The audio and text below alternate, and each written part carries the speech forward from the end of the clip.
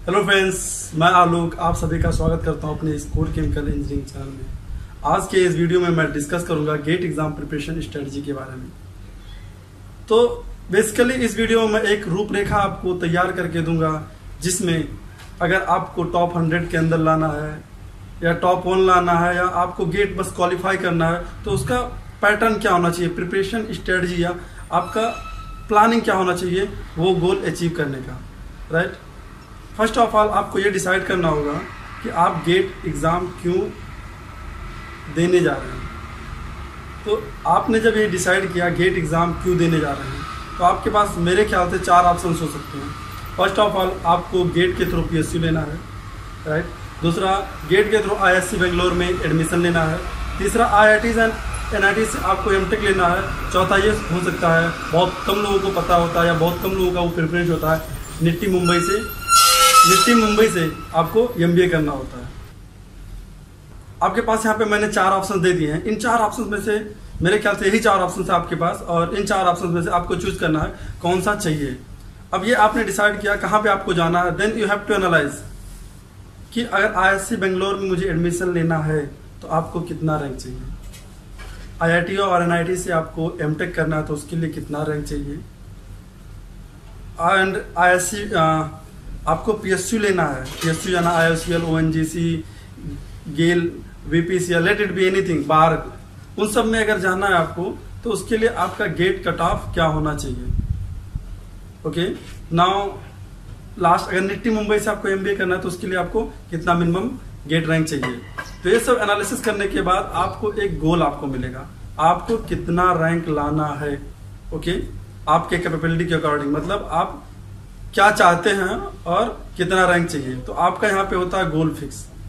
आपको पता चल गया, आपको सपोज आपको 100 रैंक लाना है या 50 रैंक लाना है, लेट इट बी 50 रैंक लाना है, तो आपका गोल फिक्स हुआ 50 रैंक। अब 50 रैंक लाने के लिए आपको क्या करना पड़ेगा, तो इसको छोटे छोटे स्टेप्स में सिंप्लीफाई करते हैं। आपको पता है 50 रैंक लाना है, तो इससे पहले आपको पता 50 रैंक लाना है तो आपको अब पेपर पैटर्न के बारे में जानना होगा। ये पेपर पैटर्न कैसा होता है, मैं बेसिक से ले चलता हूं आपको।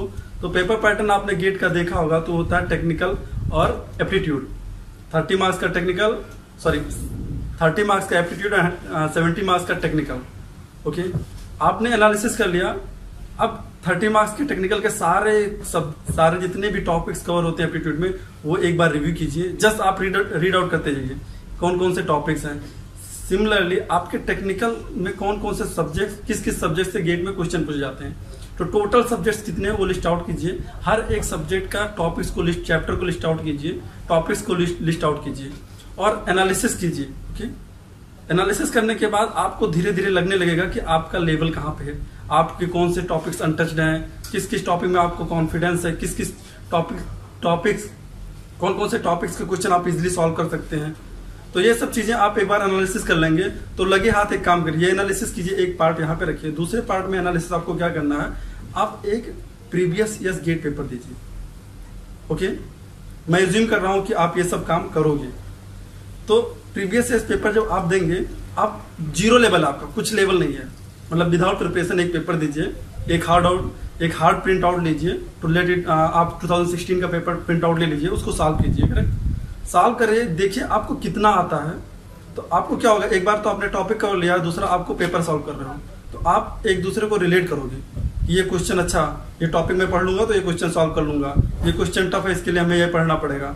तो ये सब चीजें एनालिसिस करने के बाद आपको अपना लेवल पता चलेगा, आप किस लेवल पे हो प्रिपरेशन मोड के। हो सकता है आप एडवांस लेवल में आपका सारा थ्योरेटिकल खत्म हो सकता है आपको 0 लेवल पे आपको बिल्कुल स्टार्ट नहीं किया, बहुत सारे सब्जेक्ट्स पढ़ने की जरूरत है, और हो सकता है आप मिडिल में हो कि ठीक है आप इस लेवल पे हो कि अभी बहुत टाइम है, आप प्रिपेयर कर सकते हो। तो मैं चलता हूँ सबसे पहले 0 लेवल से। सपोज अभी तक, ये कौन सा मंथ है, जून, अभी तक का आपका प्रिपरेशन 0। ओके, और आपको गेट में ऑल इंडिया रैंक 50 लेके आना, तो आपको क्या करना होगा। ओके, तो कुछ चीजें मैं यहाँ पे बताऊंगा, ध्यान से सुनिएगा, वीडियो के साथ बने रहिएगा। तो फर्स्ट ऑफ ऑल आपको क्या करना होगा, यहाँ पे सारे सब्जेक्ट्स को point out, list chapter wise list out कीजिए। सपोज आपको mass transfer, heat transfer, fluid mechanics, जितने भी आपके चैप्टर हैं, जितने भी आपके सब्जेक्ट्स हैं, उसको लिखते जाइए। सिलेबस को एक बार कंपाइल कीजिए। सिलेबस की कंपाइल करने के बाद लगे हाथ देखिए आपके उसका सपोर्टिव डॉक्यूमेंट्स क्या है, आपके पास उसके नोट्स है कि नहीं, बुक्स है या नहीं है, स्टैंडर्ड बुक्स मतलब है या नहीं है। तो ये करने के बाद आप क्या करोगे, सबसे पहले 3 महीने, पहले 4 महीने जून, जुलाई, अगस्त एंड सितंबर, 4 महीने में आपके थ्योरेटिकल सब्जेक्ट्स खत्म हो जाने चाहिए। कैसे थ्योरेटिकल सब्जेक्ट मतलब आपके जितने भी सब्जेक्ट्स हैं गेट में आने वाले हैं, आप ऐसा टाइम टेबल बनाओ ताकि आपके सितंबर मंथ तक सारा सिलेबस आप खत्म कर लें। Okay, in the process of finishing your theoretical subject आप बीच में न्यूमेरिकल प्रॉब्लम लगाते जाइए।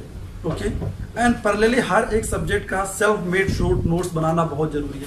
शॉर्ट नोट्स बनाना क्यों जरूरी है, क्योंकि जब आप दिसंबर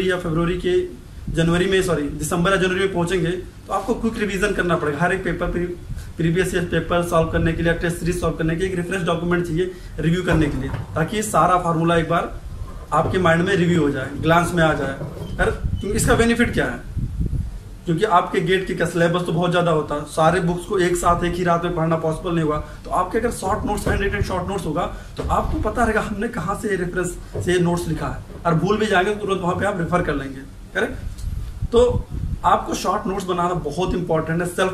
सेल्फ मेड शॉर्ट नोट्स होना चाहिए। आप बहुत सारे लोगों ने बहुत अच्छे शॉर्ट नोट्स बनाए हैं, उसका रेफरेंस लेके, बुक्स का रेफरेंस लेके, और कोचिंग इंस्टीट्यूट, कुछ कोचिंग इंस्टीट्यूट्स होंगे उनका रेफरेंस लेके खुद के आप शॉर्ट नोट्स बनाते जाएंगे। ओके, तो पैरेलली आपका क्या होगा, थ्योरेटिकल सब्जेक्ट पढ़ते जाएंगे, शॉर्ट नोट्स बनता जाएगा, प्रीवियस ईयर पेपर क्वेश्चन लगाते जाएंगे। करेक्ट। तो आपका एक बाइबल टाइप का शॉर्ट नोट्स बन जाएगा। अब आपका हो गया सितंबर महीना ओवर। अब सितंबर के बाद आपको क्या करना है। ओके, तो आपको अब डिसाइड करना होगा कि सितंबर के बाद क्या करना है। सितंबर क्या होता है, अक्टूबर, नवंबर, दिसंबर, जनवरी, 4 महीने बचे हैं। अब गेट एग्जाम को निकालना है आपको। करेक्ट। 4 महीने बचे हैं जो लाइफ आपका चेंज कर सकता है। ये 4 महीने में आपको फिर से अपना प्रिपरेशन स्ट्रेटजी बदलना होगा। वो कैसे बदलोगे आप, गेट को क्रैक करने का सबसे इजीएस्ट मेथड है प्रीवियस ईयर पेपर को सॉल्व करने का। आप एक काम करो, अभी आप जाओ प्रीवियस ईयर पेपर 2055 से लेकर 2018 तक का प्रिंट मारो, और daily in the sense week में 2 पेपर आप सॉल्व करो। सपोज 2018 का सॉल्व करो आज, उसमें से जितने भी मार्क्स विदाउट आपको आता है नहीं आता है, तो वीक वाइज एक वीक में 2 सब्जेक्ट सॉल्व करोगे, एक वीक में 2 सब्जेक्ट सॉल्व करो, 2 पेपर सॉल्व करोगे। तो ऐसे आपको सारा पेपर आपको क्लियर करना है। अब सपोज 2018 का पेपर सॉल्व किया, पेपर में ही सॉल्व करो, देखो कितने क्वेश्चन आते हैं, उसमें कितने मार्क्स आते हैं, उसमें जो आता है पेपर में ही लिख देने का। क्यों, क्योंकि आप जब 2018 का सॉल्व करेंगे फिर कभी 2010 का आप सॉल्व करोगे तो देखोगे बहुत सारे क्वेश्चंस आपस में रिलेट करते हैं। आप देखेंगे बेसिकली पैटर्न मैच करने लगता है, तो आपको डिफिकल्टी नहीं होगा सॉल्व करने में। और बाद में जब रिवीजन करने जाएंगे जनवरी में तो इजीली आपको हर चीजें आपके फिंगर टिप पे होगा। तो ऐसे आप सारा पेपर सॉल्व कीजिए। पेपर सॉल्व करने के बाद अपने पेपर से भी आप शॉर्ट नोट्स बनाना मत छोड़िएगा। शॉर्ट नोट्स में कुछ अच्छी चीजें लिखती है, कोई पॉइंट, अच्छा फॉर्मूला मिलता है, कोई न्यू कॉन्सेप्ट मिलता है तो उसको तुरंत नोट डाउन कीजिए। ओके, तो ये सब करते करते आपको क्या होगा, बहुत कॉन्फिडेंस आ जाएगा।